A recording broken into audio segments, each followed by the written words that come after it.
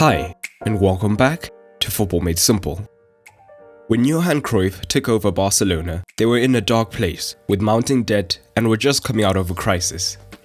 The Hesperia mutiny had just taken place, and members of the board were at odds with each other, and the attendance numbers were dwindling.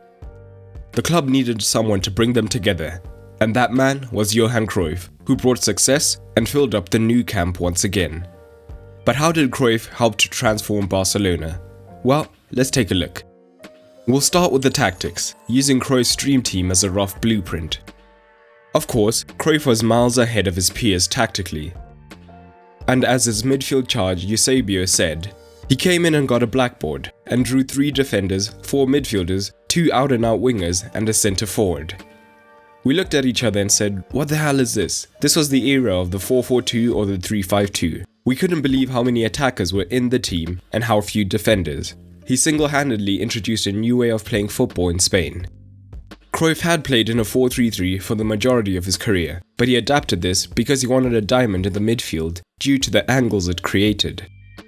The more conventional option would of course have been a 4-1-2-1-2, which still provided the diamond, but Cruyff believed it sacrificed too much width. And he believed getting the wide central midfielders to move into these wide regions would lead to the collapse of the diamond in the central regions. In a time where most teams set up in the 4-4-2, he believed having a back 4 against the 2 forwards was a waste, and they would be overloaded in the centre with his 6 against the opposition's 8. So, by moving a defender into the midfield region, you now had a 7 versus 8, allowing a closer battle higher up the pitch. All this while still having width and keeping the wingers wide. However, even the back 3 was not a flat traditional back 3, with Koeman often sitting deeper as a libero, meaning that the team actually now had 2 natural diamonds. The defenders alongside him had to have the mobility to help cover the width of the pitch, and in fact, Ferrer and Sergi Barjuan were naturally fullbacks rather than wide centre-backs. When building up, of course the priority was on maintaining possession, and the keeper often looked to roll it out to Koeman. Koeman was outstanding on the ball, and capable of finding angles when passing short to his teammates, who looked to make the pitch big, or hitting long accurate balls into the wingers, as Cruyff was not afraid to go more direct. And as usual, having 3 centre-backs outnumbered the front 2, allowing them to play out. And if one of the forwards pressed Koeman, the wide centre-backs were capable of progressing the ball themselves into midfield, whilst a defensive midfielder, often Guardiola, could drop into the backline in order to cover, in the way of total football. But when Koeman was free, he was an excellent dribbler and often looked to carry the ball higher himself, again with Pep covering. A quick side note, on the occasions where Cruyff lined up in a more traditional 4-3-3, he was an early proponent of the inverted fullback system, repopularized by Pep, with both Sergi and Ferrer happy to move into the midfield alongside Guardiola. But generally, Guardiola was the engine room of the side, being the hub around which the rest of the team looked to function. His role in terms of vertical movement was more limited, often moving horizontally to look to pick up and spread the ball. Ahead of him, the wide central midfielders allowed great movement within the team, as they had great fluidity and were important in manipulating the opposition from the half spaces. Eusebio had the most dynamic role in many ways, as he would often look to make runs high up the pitch to provide the game-breaking movement behind the forwards at the right time. But in the moments when Guardiola needed more assistance, he was the one more likely to drop in alongside him to help relieve the pressure. His own passing ability, however, is not to be underestimated either. Laudrup was often the wide left central midfielder, and he was one of the best playmakers in the world during his time, and he was capable of both spreading the play as well as threading a through pass for one of the forwards to finish. The midfielder at the tip of the diamond was key as well, as he was more of a second striker, pushing up when necessary, but capable of playing as a midfielder for the overload.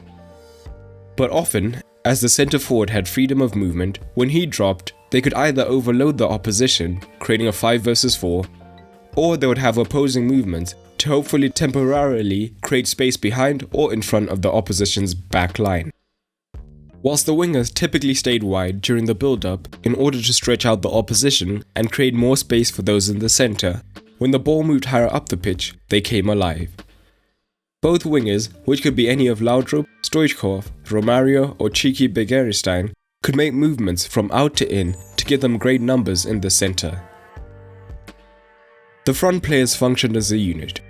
Wide central midfielders clogging the half spaces so opponents would tuck in to then isolate the wingers 1 versus 1 against the fullbacks.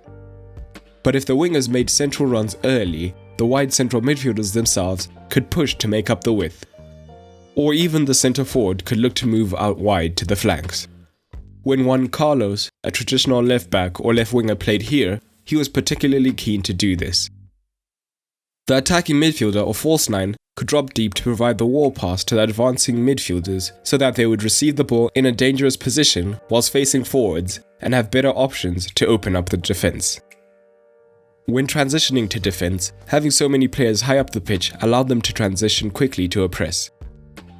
If they lost the ball centrally, they could cut off one side of the pitch and then transition to a lateral press to make the pitch small and look to win the ball. If they lost it wide, the wingers could immediately initiate the press, another advantage of using true wingers rather than just central midfielders who had to then shift wide. But when they didn't have the ball for prolonged periods, they could be vulnerable due to only having 3 men back, so they would often try and shift to a more solid deep shape, such as a back 4 when necessary, particularly when Juan Carlos was in midfield and could drop to left back. Cruyff was not just about drawing pointless pretty patterns on the pitch. In his own words, results without quality are boring, but quality without results is pointless. Cruyff merged both perfectly. Before Cruyff came in, Barcelona had won 3 La Liga titles in 30 years. Cruyff's Barcelona were able to win 4 La Ligas on the trot. Add to that a Copa del Rey, 3 Copa de Españas, their first European Cup, a UEFA Cup Winners' Cup, and the UEFA Super Cup, and the portrait of quality and results is complete. But another area where he had a lot of influence on the future of the club was La Masia. Before Cruyff came in, La Masia had been somewhat of an afterthought, operational and still producing first-team players, but not of the highest quality. In fact, like many sides of the time, they were still overly fixated on producing tall players who could allegedly handle the professional game better. In fact, Pep Guardiola had to fight for his place, as some coaches were unsure whether he would reach the arbitrary height of 1.8 meters. Johan Cruyff showed them that height and physicality were not the most important elements, but rather on-the-ball ability.